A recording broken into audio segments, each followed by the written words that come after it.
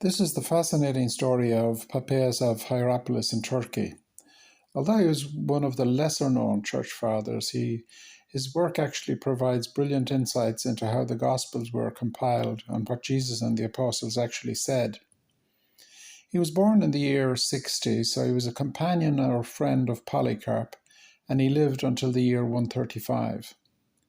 Some of his work has been lost over the centuries, but nevertheless he provides key insights as to what the apostles actually believed and thought. His writings therefore form actually a crucial link between the generation of the apostles and the development of early Christianity in the 2nd century. Relatively little is known about his childhood and youth, but sources such as Irenaeus identify him as a hearer of John. That could be either John the Apostle or John the Elder.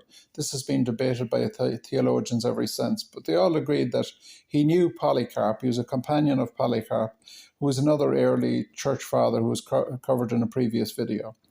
So Papias lived during this transitional period when the oral tradition had great authority, but written Gospels were also beginning to emerge. And his commitment to preserving eyewitness accounts reflects the values of the early Christian community deeply, and he was also concerned with staying true to what the apostles actually thought and said. So Papias was actually a great writer. He was something of a theologian or an intellectual for his time, and his great work was known as Exposition on the Sayings of the Lord. And this was compiled into 5 separate books. So the works of Papias are considered very important because he is known to have spoken to many people who actually knew the apostles.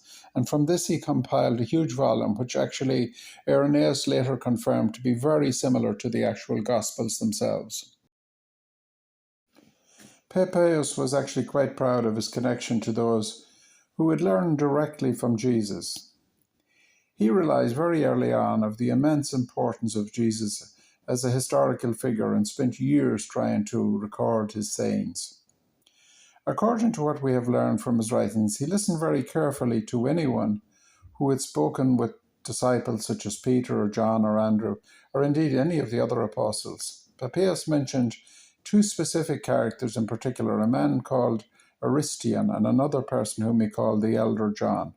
Some theologians think that this Elder John was different possibly from the Apostle John, but would have also been, of course, a very important church leader.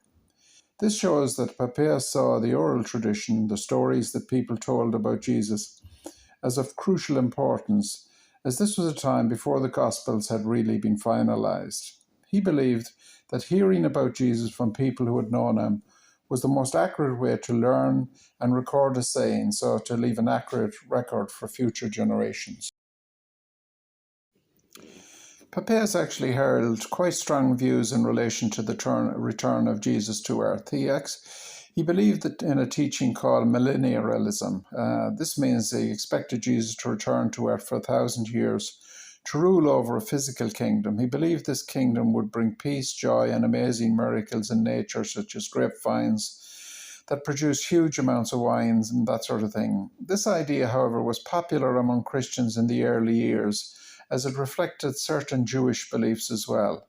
However, later Christian leaders such as Irenaeus and Eusebius disagreed with Papias in regard to this literal view. They thought his beliefs were too simple and too focused on material rewards. However, at the same time, his writings show that early Christians were still trying to figure out exact nature of Jesus' promise about the futures, and his views in this regard may have influenced smaller Christian congregations in the future. One of Papias' most influential contributions to church history was his explanation of how the Gospels of Mark and Matthew were actually written. According to him, Mark was the interpreter of Peter. This means that Mark actually wrote down what Peter said about Jesus, though not always in the exact order. Papias said Mark's account was still reliable because it came straight from Peter's preaching. As for Matthew, Papias claimed that he wrote the Gospel in the Hebrew language and that people then translated it as best they could. This comment has caused some debate among scholars. Some people think, for instance, that Matthew wrote in a Hebrew style or used Jewish customs, while others actually believe that Matthew originally wrote in Hebrew, but it was later translated into Greek. Either way, whichever way it was, Papias gives us an important early pieces of information about how the new Gospels were actually put together. His comments are still relevant today and studied by historians. So besides reporting on the Gospels and showing how the Gospels in particular of Mark and Matthew were actually written up and compiled, Papias also passed along stories and sayings that didn't make it into the New Testament actually. Some of these were strange and dramatic. For instance, he actually told a story about how Judas, the disciple who betrayed Jesus, died in a very gruesome manner. This was somewhat exaggerated and different from the version of the story that made it into the Gospel of Matthew, and it shows clearly how early Christians were still struggling during his lifetime to capture an accurate picture of actually what really did happen. He also shared prophecies and hopeful messages about life, what life would be like when Jesus returned to earth. These stories were often used very rich images of nature and abundance to show how life would be wonderful when Jesus returned. He envisaged a 1,000-year reign of Jesus on earth. However, later theologians like Irenaeus and other theologians a couple of centuries later disagreed with this literal interpretation of the book of Revelation. Unfortunately, most of Papias' 5-volume work, it's called Exposition of the Sayings of the Lord, and it has been lost over time. What we do know, however, comes from later Christian writers like Irenaeus and Eusebius, who quoted small parts of his work. Irenaeus actually spoke highly of Papias, saying that he was a faithful listener to the apostles' followers. Eusebius, on the other hand, thought some of Papias' ideas were somewhat foolish, especially his belief about a 1,000-year reign of Jesus on earth.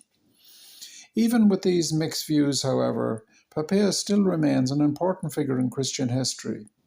He helps us to understand how early Christians tried to preserve Jesus' teaching, and how the Gospels may have been written and what people believed before the New Testament was fully put together. Papias represents a time when Christianity was very close to its roots, but starting to grow into a global faith. So Papias of Hierapolis may not be a household name, but he played a key role in preserving the earliest Christian teachers. He worked hard to gather the words of Jesus and the apostles and trusted living witnesses in his time. And he gave us some of the earliest information about the origins of the Gospels and how they were compiled.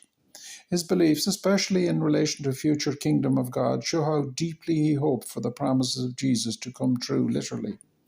Even though some of his writings are lost, the parts that remain remind us how the earthly church was built, not just on texts, but on memory, witness, and living faith.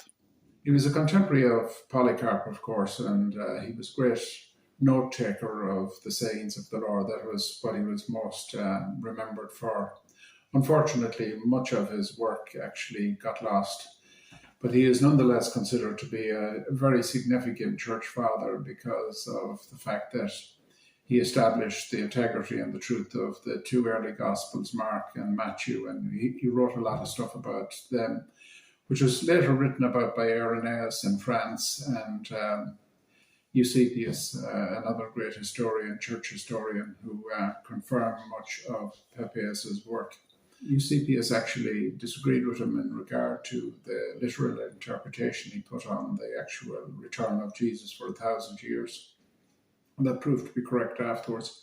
So that's it for today. Thank you very much for watching. Please subscribe to the channel. It'll help to grow if you do so. And you'll also have access to future videos and indeed videos of that I've done in recent weeks as well.